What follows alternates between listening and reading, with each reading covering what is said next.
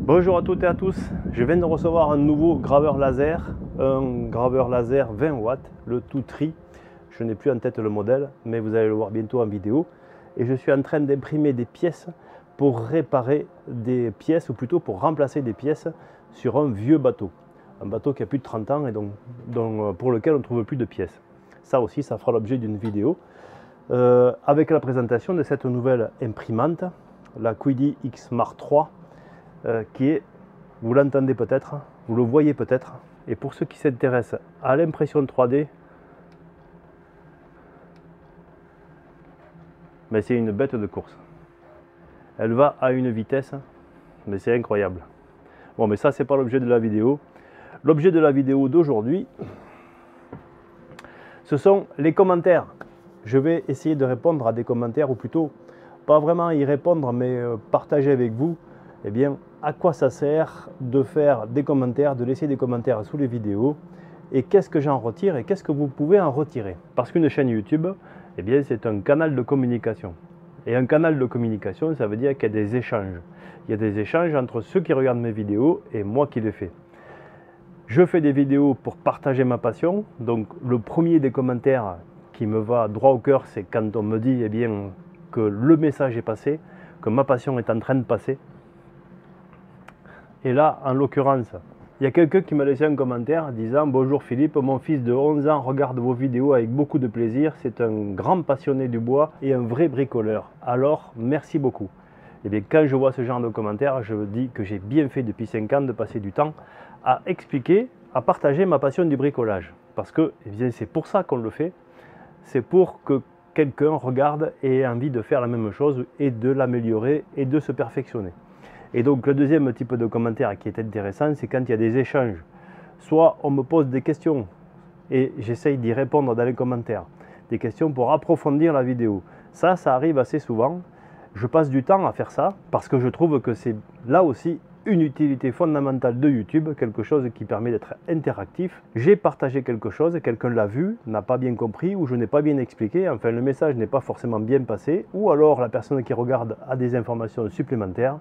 C'est le cas aussi de certains commentaires qui enrichissent l'échange et qui permettent de compléter le sujet en allant voir dans les commentaires si quelqu'un s'est posé la question ou a apporté un complément. Ça me permet à moi aussi d'identifier des sujets où je n'ai pas été assez clair et où je peux encore approfondir. Il y a des commentaires qui remercient simplement, ça aussi c'est gratifiant. Par exemple, votre tuto clair m'a bien aidé, merci. Concernant le tuto sur le remontage des pneus sur les remorques ou sur les tondeuses par exemple, ou les tracteurs tondeuses, merci infiniment, ça marche nickel, tu m'as sauvé la journée. Et globalement, j'ai quand même beaucoup de questions qui me reviennent derrière les sujets que je présente sur des sujets similaires ou sur des approfondissements. Donc je passe du temps à répondre à ces commentaires et je trouve que c'est enrichissant. Je ne peux pas le faire ailleurs, je ne peux pas le faire sur Instagram, je ne peux pas le faire sur Facebook, je ne peux pas le faire sur TikTok parce que je ne peux pas le faire partout. Là, je suis en train de préparer des vidéos pour cette chaîne YouTube et ça prend déjà tout mon temps. Donc, impossible pour moi de répondre à tous les commentaires partout sur toutes les plateformes. Mais sur YouTube, j'essaye d'y répondre. Alors, je réponds pas tout le temps. Des fois, je mets que des petits cœurs. Par exemple, il y a quelqu'un qui me dit que sur une vidéo, cette vidéo est très utile. Merci de prendre la caméra et de nous montrer aussi ce qui ne fonctionne pas. Ça m'arrive assez souvent, ou ça m'arrive de temps en temps plutôt, de montrer des choses qui ne fonctionnent pas. Certains ne comprennent pas pourquoi je fais la vidéo. On me dit, mais pourquoi tu fais une vidéo pour montrer quelque chose qui ne marche pas? Eh bien, c'est parce que des fois, on apprend de ce qui ne marche pas. Voilà. Quand on sait que ça n'a pas marché, on sait qu'il ne faut pas le refaire. Ou alors, il faut le faire différemment. Et c'est comme ça qu'on apprend. Donc, on ne peut pas montrer que des choses qui marchent bien. Et enfin, il y a des commentaires que je classe dans les inutiles.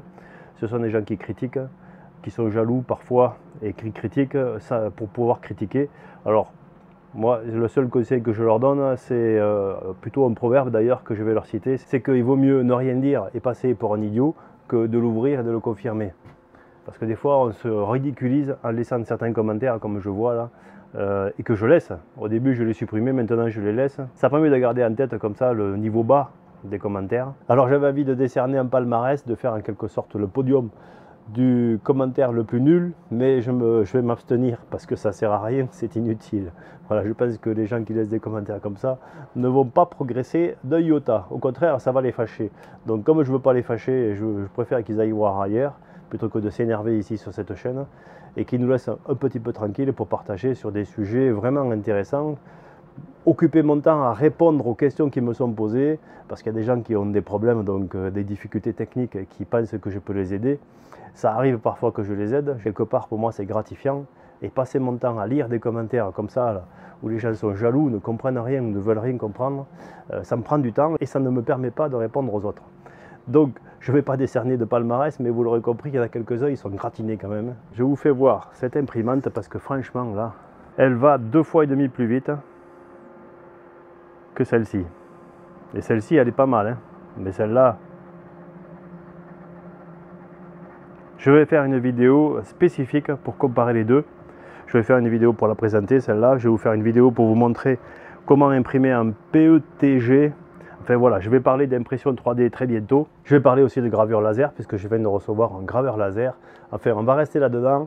Il y aura aussi des vidéos, notamment une sur la réparation de matériel de jardinage, parce que j'ai un jardin aussi et je jardine. Donc il y en a un que je n'avais pas utilisé depuis très longtemps et il ne démarrait pas. Donc je vais vous montrer comment j'ai fait pour le démarrer. Et comme d'habitude, je vais essayer de partager avec vous des petites astuces quand il y en aura. Je vous dis à très bientôt. J'espère que vous êtes en pleine forme, que vous êtes comme moi en pleine forme, pleine d'énergie pour attaquer cette saison estivale avec plein de bricolage.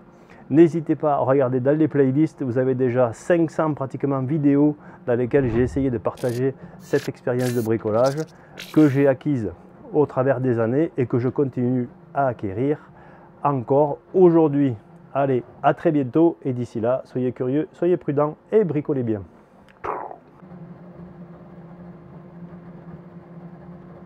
Voilà, franchement, celle-là, c'est de la balle. Bon, par contre, je ne suis pas encore au point pour la technique d'impression du PETG. Mais je vous montrerai ça en vidéo.